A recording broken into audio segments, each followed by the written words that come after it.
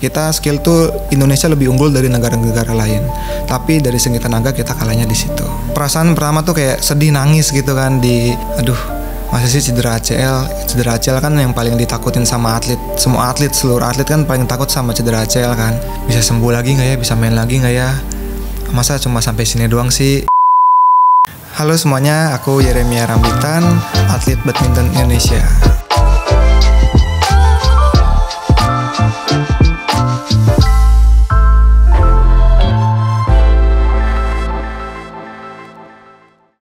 Awal terjun badminton itu karena orang tua ya, sama kakak-kakak. Mereka semua kan, aku kan 7 bersaudara, itu 4 atlet badminton semua. Jadi ya karena papa juga pelatih, jadi dari kecil udah suka mainnya di badminton, bukan di lapangan bola atau dan lain-lain gitu sih.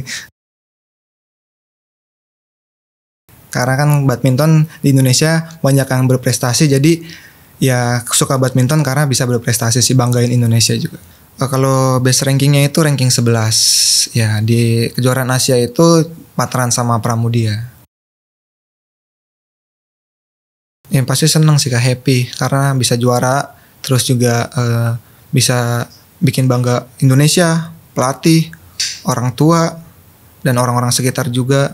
Lihat orang bisa kayak saya mengandalkan Tuhan gitu untuk bisa berprestasi sih, seperti itu. Kalau biasa kita main double tuh ya dari luar lapangan juga harus kompak ya, kayak ibarat main game, jalan bareng, nongkrong bareng sih. Terus kalau di lapangannya ya dari latihan kita berkomunikasi. Jadi pas saat main kayak Rahmat mati atau saya mati, ya kita saling-saling ngasih tahu satu sama lain. Kalau dulu sama Pram depan belakang sama-sama bisa sih kita berdua. Tapi kalau sekarang kayaknya lebih ke belakang karena partner saya lebih bagus bermain di depan sih dia. Dilatihnya juga seringnya di depan dia. Bedanya itu dari tangan ya. Biasanya kalau orang yang tangannya halus kayak bisa bolanya ngerem pelan-pelan gitu, dia biasanya pemain depan. Tapi biasanya juga ada atlet yang tangannya kaku. Jadi tangan kaku tuh cuma bisa kenceng-kenceng doang gitu. Nah itu biasanya dia pemain belakang sih. Kelihatan dari situ sih biasanya sih, Kak, kalau pemain depan sama pemain belakang. Biasanya tuh kalau aku paling susah tuh lawan sama negara dari China sama Jepang sih paling susah. Mungkin kalau dari lawan China sama Jepang dari segi tenaga ya. Mereka kan badannya besar-besar, terus tenaganya juga kuat-kuat. Jadi ya mungkin dari segi tenaga sih kita. Paling malas itu lawan Hoki Kobayashi dari Jepang. Sama Wang Chan sih. Itu mainnya cepat banget, kayak pusing lawan mereka ya. Bolanya baru pukul tiba-tiba udah balik aja kayak gitu. Kalau dari taktik strategi itu kita lebih unggul karena kita lebih menang di skill. Kita skill tuh Indonesia lebih unggul dari negara-negara lain. Tapi dari segi tenaga kita kalahnya di situ. Dari permainan kalau bola depan kita orang-orang Indonesia kita yang nge-net atau kita bola-bola ibarat kayak Kevin lah. Kayak skillnya kan bagus banget kan tuh. Nah Indonesia juga banyak seperti itu yang skillnya bagus-bagus kayak bola. Yang susah kita bisa dapet seperti itu. Paling suka sih sama gaya mainnya Hendra Setiawan. Ya kayak kalem banget. Terus juga di luar lapangan orangnya humble banget bener-bener. Sama siapapun itu dia kayak humble banget. Kayak panutan banget dari lapangan dia latihannya semangat. Terus pada pertandingan juga mainnya kalem. Di luar lapangan dia juga baik banget, benar-benar baik banget. Di latihan juga kadang-kadang saya juga suka minta pendapat dia, kurangnya apa latihan. Terus bagaimana bisa main bagus seperti dia, latihannya apa aja, tips-tipsnya selalu saya minta sih. Yang pasti kalau mau berprestasi, kamu itu harus bangun lebih dari orang lain. Misalkan latihan jam 7 pagi. Jam 6 pagi itu udah latihan, udah sarapan.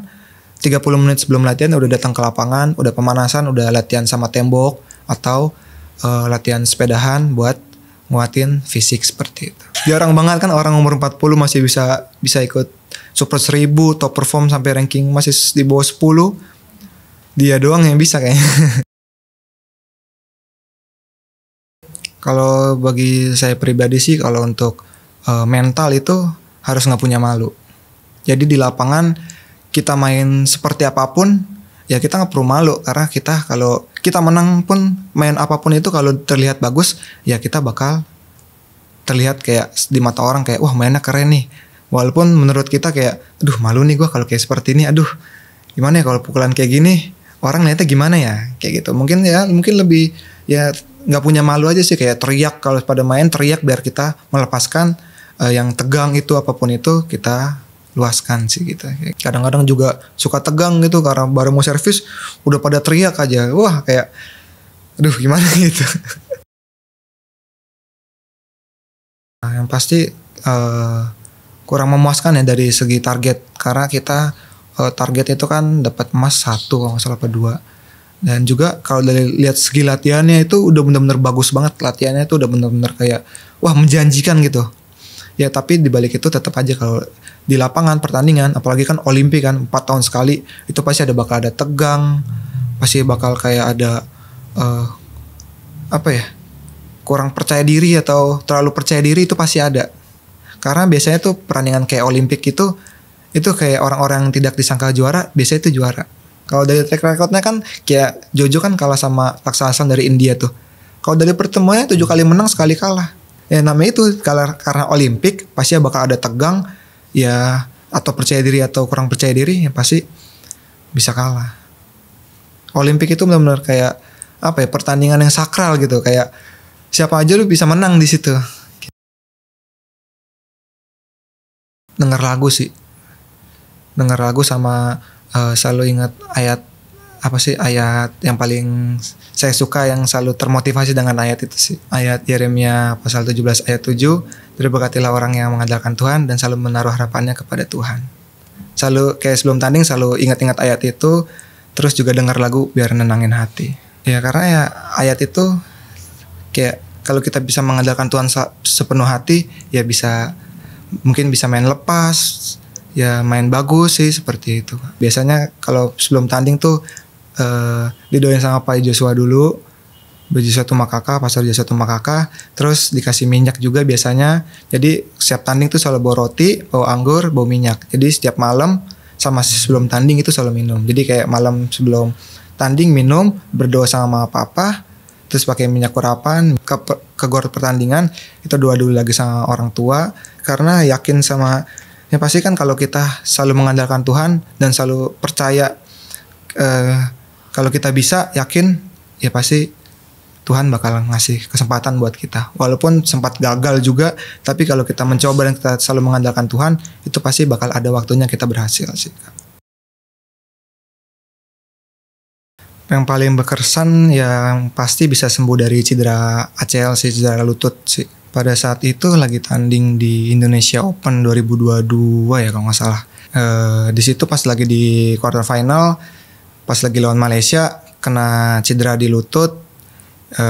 Pas lagi ngambil bola depan sih kalau nggak salah sih. Kayak gitu. Pas selesai tanding kayak perasaan pertama tuh kayak sedih, nangis gitu kan. Seorang tua kan juga datang. Kayak di ambulans juga dibawa ke rumah sakit kan. Ya banyak sih pikirannya tuh di ambulans lah, di rumah sakit lah, banyak pikiran yang ya semuanya lah hancur, campur aduk lah semuanya. Yang pertama kalau pertama kali cedera di lapangan itu kayak ini kok gue kenapa ya bisa seperti ini gitu, kayak semoga aja bukan apa-apa gitu kan, kayak cedera biasa. Terus pas dibawa ke ruangan medis di Istora, itu kayak dikasih tahu bisa aja ACL gitu. Terus pas kayak di ambulans kayak sempet nangis juga, sedih, di lapangan juga nangis kan, sedih kayak pada saat itu cederanya juga bukan ACL doang sih Kak. Jadi cederanya itu ada meniskus, LCL sama MCL, terus ada otot sobek juga.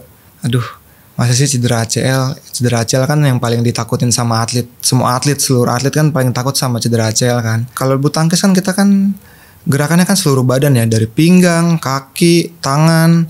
Jadi kalau cedera ACL itu yang pasti kita kan tumpuannya kan di kaki tuh. Kalau kakinya nggak kuat, ya pasti udah nggak bisa. Gerakan badminton kan juga gerakannya cepet-cepet kan.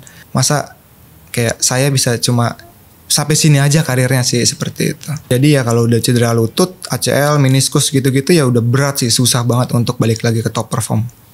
Kalau dari dokter itu di vonis itu aku nggak bisa main selama 1 tahun, 6 bulan sampai 1 tahun gitu. Pas denger itu sih kayak sedih aja sih ya, sedih kayak aduh kecewa, kayak campur aduk lah semua gitu. Tapi di samping itu kayak pas kena cedera itu mama papa langsung nyamperin, kayak kita langsung kayak berdoa bersama gitu, kayak didoain sama mama papa kayak semoga cederanya nggak terlalu parah gitu biar bisa cepet sembuh juga.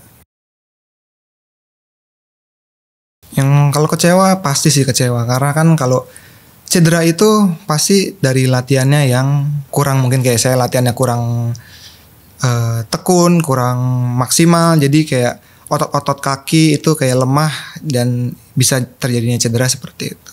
Sempat pas sesudah dari rumah sakit tuh kan sehari-hari di asrama kan, di asrama cuma latihan.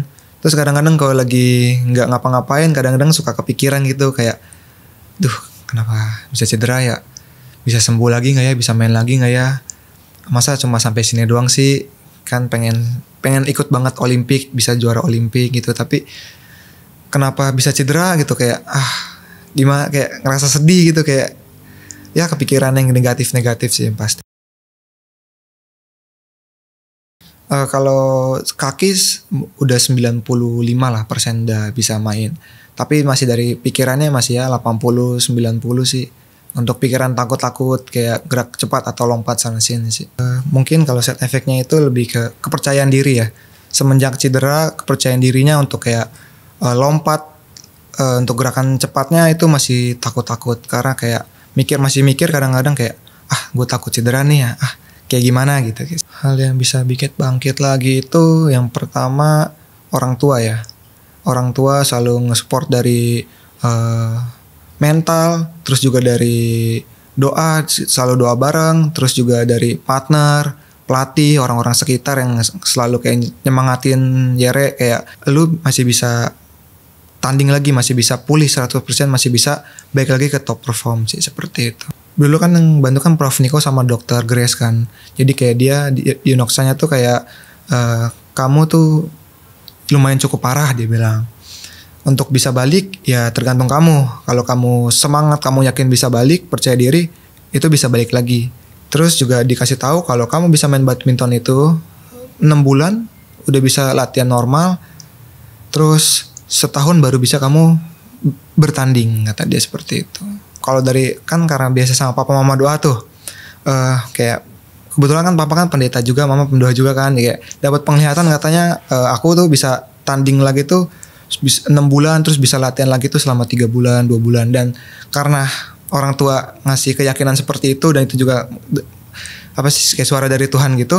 Nah di situ aku percaya diri, yakin kalau Tuhan ngomong seperti itu, aku bakal bisa sembuh dengan cepat. Walaupun dokter bilang itu mau 6 bulan, 1 tahun, tapi kalau udah Tuhan Yesus bilang bisa sembuh selama 2 bulan, 3 bulan, aku yakin itu bakal bisa sembuh dalam 2 atau 3 bulan. Iya, tapi ya puji Tuhan ya Kak, bisa jalan itu selama 2 minggu, 3 mingguan itu aku udah bisa jalan. Ya sampai dokter juga kaget, kok bisa secepat ini jalan? Harusnya diperkirakan tuh minimal 2 bulan lah gitu. Ini sebulan kurang udah bisa jalan, itu kayak wah benar-benar mujizat banget sih. Orang-orang juga di sekitar, pelatih, dokter segala macam yang biasa nge-fisio juga itu kayak kaget udah bisa jalan gitu. Puji Tuhan 2 bulan 3 bulan udah bisa latihan badminton di lapangan, terus 6 bulan udah bisa berangkat tanding lagi. Yang pasti ya harus tetap semangat sih ya. Walaupun kita harus kayak menunggu terus, ya harus yakin, kita percaya dengan iman kalau kita itu pasti bakal dipanggil. Dan pasti juga kita harus semangat. Masa kita cuma berdoa tapi kita nggak latihan yang nggak semangat, kan itu kan juga ya Tuhan nggak mau seperti itu juga, cuma mengandalkan berdoa tapi nggak mau berusaha gitu. Jadi ya pasti berusaha sama selalu mengandalkan Tuhan sih. Kayak lu kalau mau berprestasi harus percaya diri dan harus latihan maksimal. Kan kayak saya kan main partneran berdua, sebisa mungkin selalu ajak partner untuk berprestasi bersama, kayak ngajak latihan bareng, ngajak kayak latihan bersama, terus kayak selalu mengingatkan satu sama lain biar bisa sukses bersama. Karena kita kan main kan double kan saya kan, jadi kayak ibaratnya kayak pasangan suami istri gitu kan, kayak harus selalu mengingatkan satu sama lain, seperti itu, kayak seorang pasangan aja sih. Yang mau berprestasi masuk platnas masuk national team, yang pasti kalian harus percaya sama Tuhan, sama kemampuan kamu. Kamu jangan, kalau misalkan kamu gagal, kamu jangan putus asa. Tuhan selalu punya rencana. Yang penting kalian harus latihannya itu rajin dan juga dekat sama keluarga juga sih, sama orang tua juga.